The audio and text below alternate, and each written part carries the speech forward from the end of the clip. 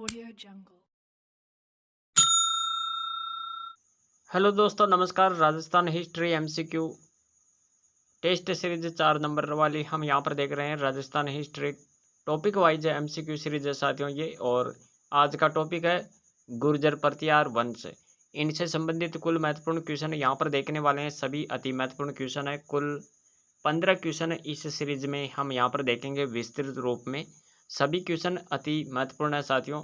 और चैनल पर पहली बार देख रहे हो तो चैनल को सब्सक्राइब जरूर करें, क्योंकि मैं आपके लिए इसी तरह का कंटेंट लेकर आता रहता हूं। तो चलिए दोस्तों, शुरू करते हैं और देखते हैं आज का पहला क्वेश्चन क्या है। तो देखो यहाँ पर पहला क्वेश्चन है साथियों, यहाँ पर किस अभिलेख में सर्वप्रथम गुर्जर जाति का उल्लेख मिलता है। क्वेश्चन अति महत्वपूर्ण है।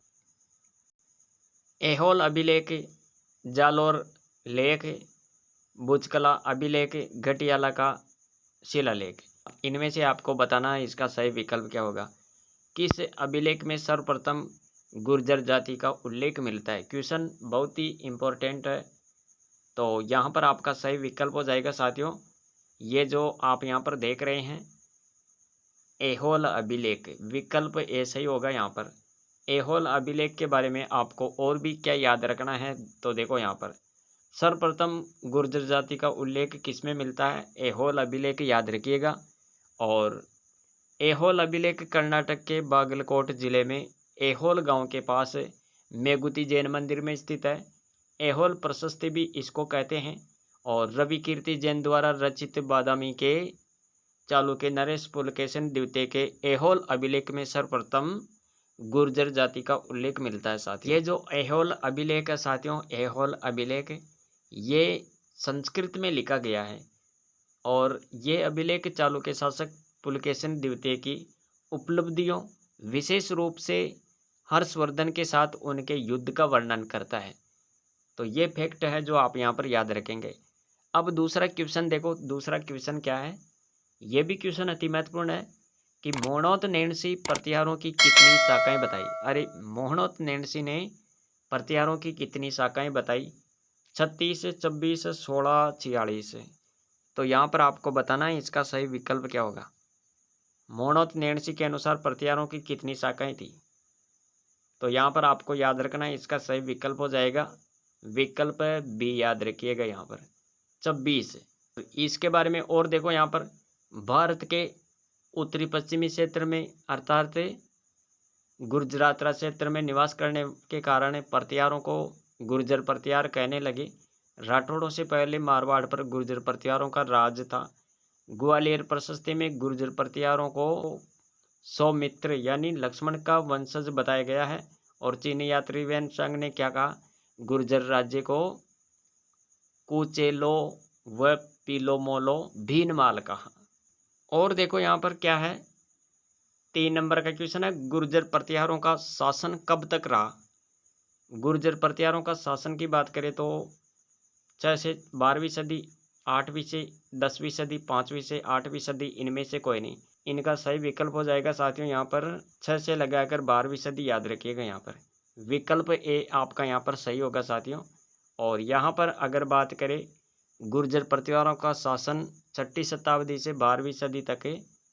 और 8वीं से 10वीं सदी तक ये शक्तिशाली थे।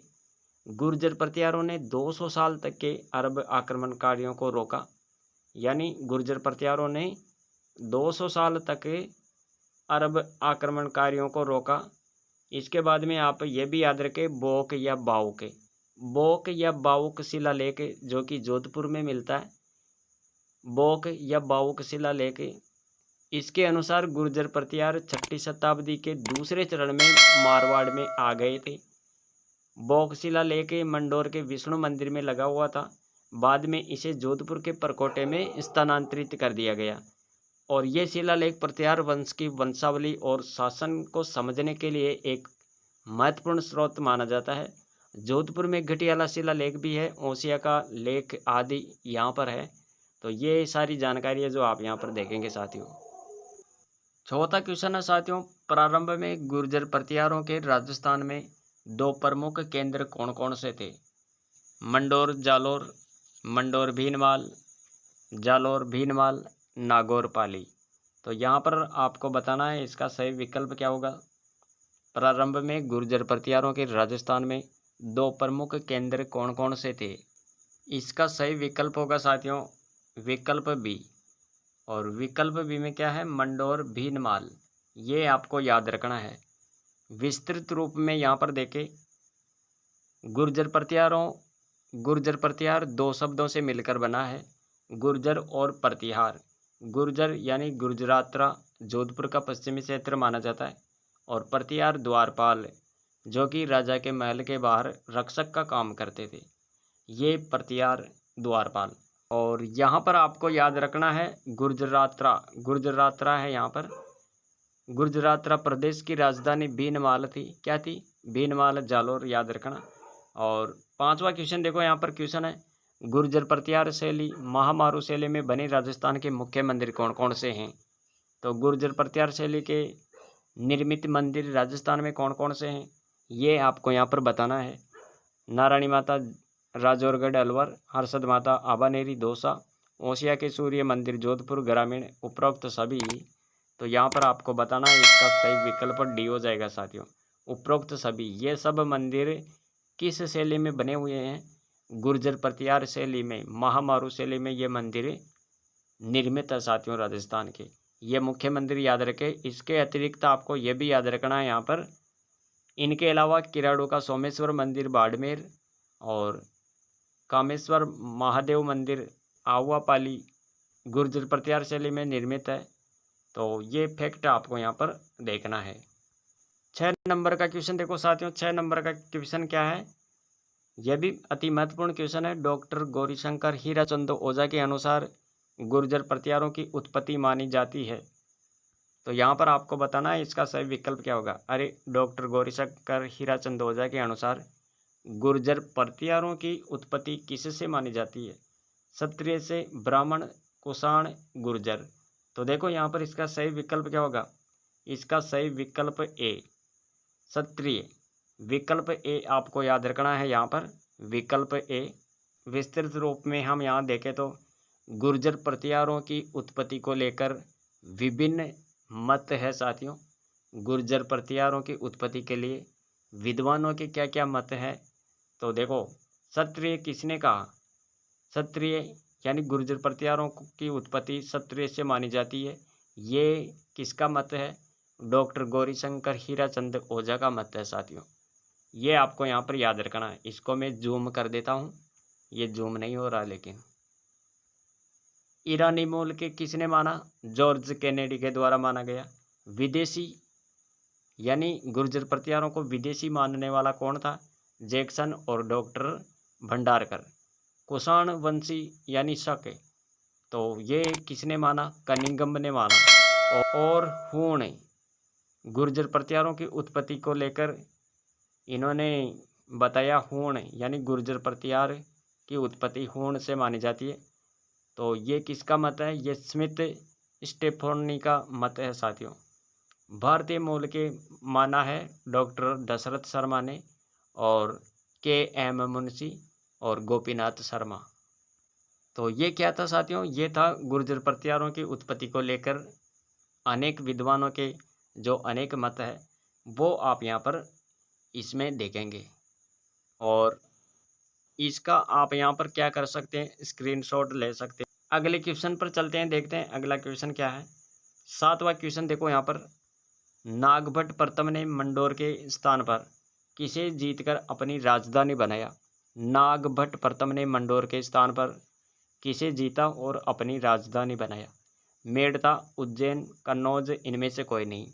तो यहाँ पर आपको याद रखना है, नागभट्ट प्रथम ने मंडोर के स्थान पर राजधानी बनाया था मेड़ता को। विकल्प ए सही होगा यहाँ पर, मेड़ता आपको याद रखना है।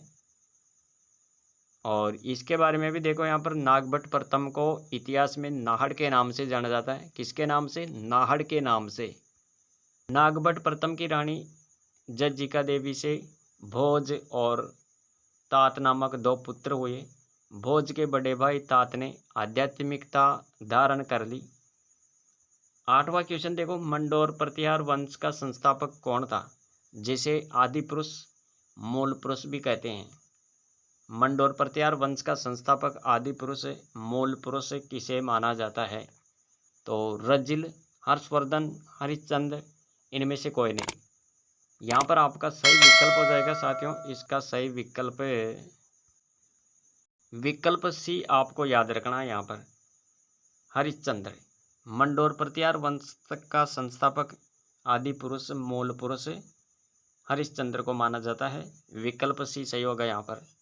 अब देखो यहाँ पर महत्वपूर्ण जानकारी क्या है। हरिश्चंद्र प्रत्यार वंश का संस्थापक आदि पुरुष मूल पुरुष जिसकी 2 रानियाँ थी। कितनी रानियाँ? 2 रानियाँ।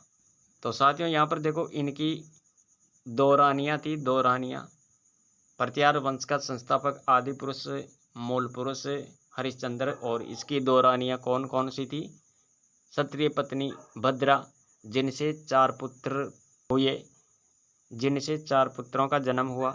एक तो भोगभट्ट, याद रखना, रजिल, कक और दह, और ब्राह्मण पत्नी तारा, पुत्र राहुल, काशी। अब देखो यहाँ पर क्या है महत्वपूर्ण, 9वां क्वेश्चन है साथियों, और ये क्वेश्चन भी अति महत्वपूर्ण है। रजिल 560 ईस्वी में शासक बना था। कहाँ का शासक बना था ये? मंडोर, उज्जैन, काशी, मथुरा। तो यहाँ पर आपका सही विकल्प हो जाएगा साथियों ए, मंडोर। विकल्प ए, रजिल 560 में शासक बना था मंडोर का। और यहाँ पर देखो इसके बारे में भी महत्वपूर्ण फैक्ट क्या है। इसने राजसूय यज्ञ किया था। इसने यज्ञ किया था साथियों, राजसूय यज्ञ। उनके दरबारी ब्राह्मण नरहरि ने इसे राजा की उपाधि दी। रोहिंसकूप नामक स्थान पर रजिल ने महामंडलेश्वर मंदिर बनवाया। रजिल के मंडोर का शासक बनने के बाद, यानी रजिल के मंडोर का शासक बनने के बाद प्रतिहारों की वंशावली प्रारंभ हुई।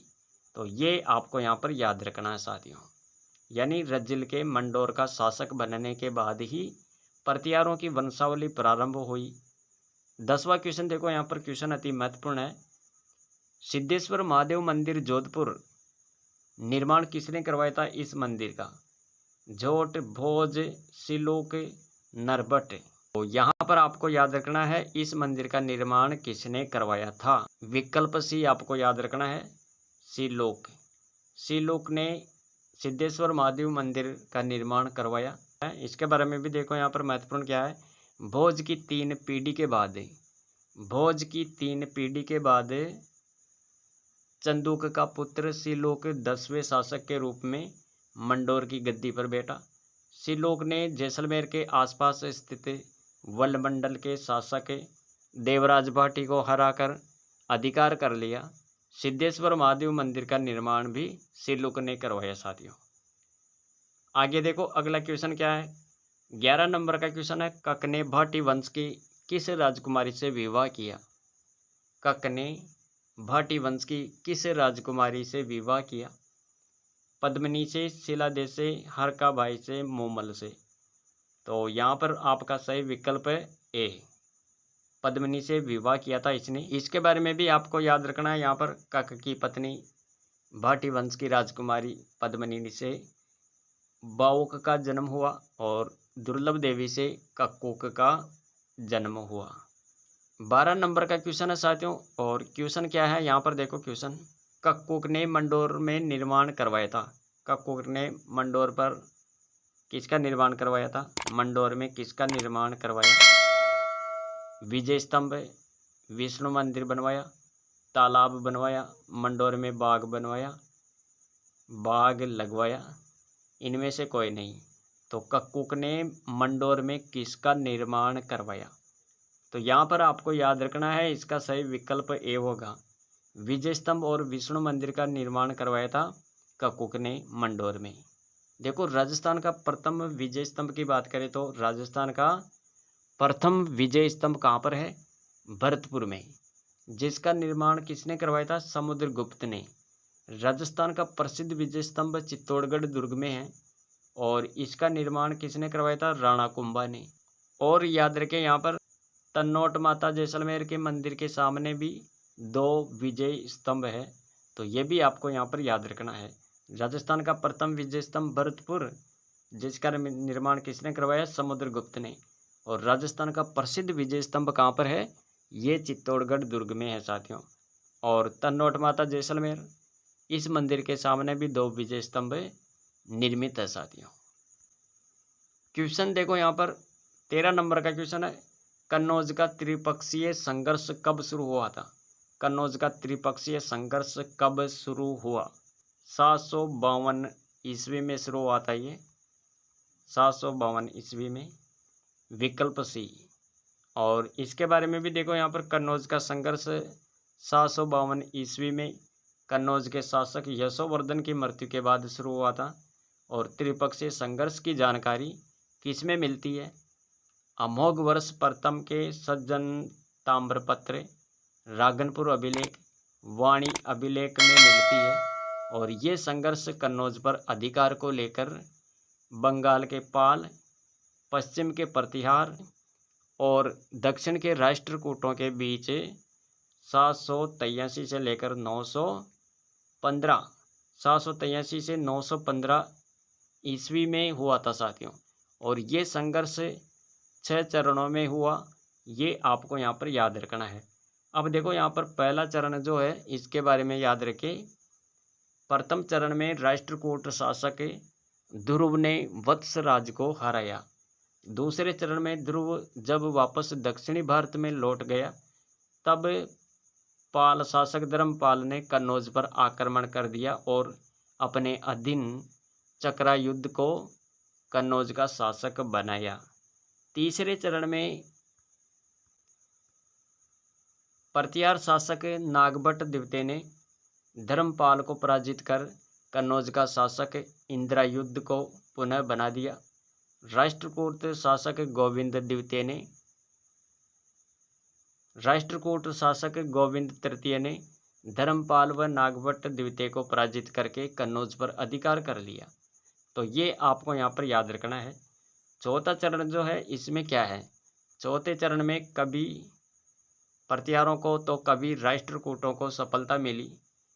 चौथे चरण में कभी प्रतिहारों को तो कभी राष्ट्रकूटों को सफलता मिली। और 5वें चरण में प्रतिहार शासक रामभद्र अयोग्य था तथा राष्ट्रकूट शासक अमोघ वर्ष अपने ही राज्य की समस्या में उलझ गया, जिसका फायदा पाल शासक देवपाल ने उठाकर उत्तरी भारत में विशाल साम्राज्य की स्थापना कर दी। छठे चरण में प्रतिहार शासक मेहरभोज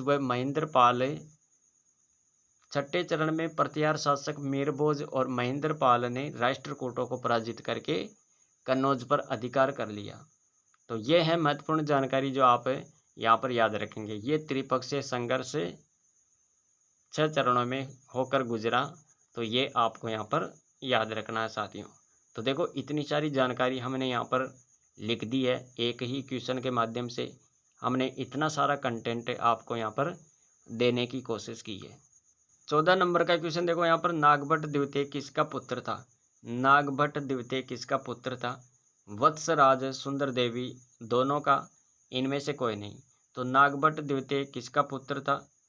यानी वत्सराज और सुंदर देवी का। विकल्प सी आपका यहाँ पर करेक्ट होगा साथियों। विकल्प सी आपको याद रखना है।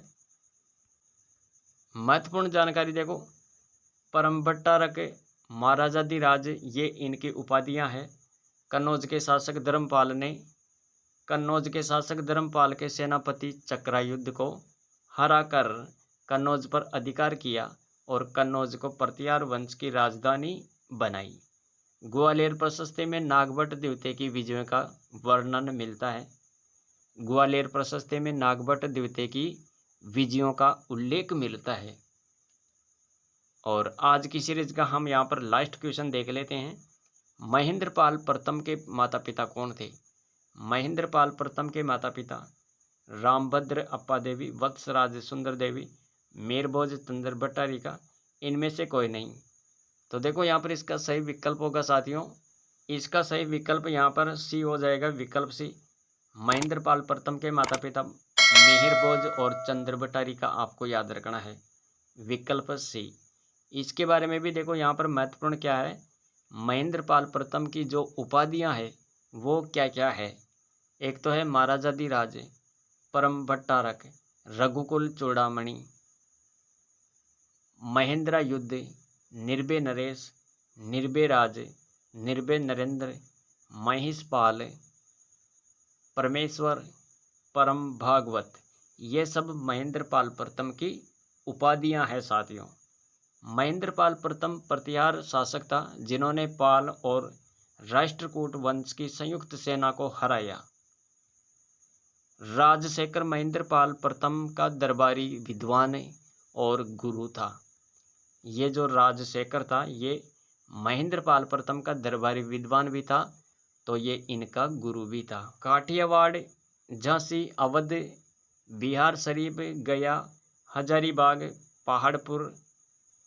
पहाड़पुर, बंगाल, यहाँ से अभिलेख मिले जिनमें महेंद्रपाल प्रथम की जानकारी मिलती है साथियों। तो साथियों, ये सीरीज अगर आपको पसंद आई है तो वीडियो को लाइक ज़रूर करें और प्यारा सा कमेंट भी कर दें, और ये सीरीज अपने मित्रों के साथ भी शेयर करें। मिलेंगे एक और नई वीडियो के साथ, तब तक जय हिंद, वंदे मातरम। Thanks for watching.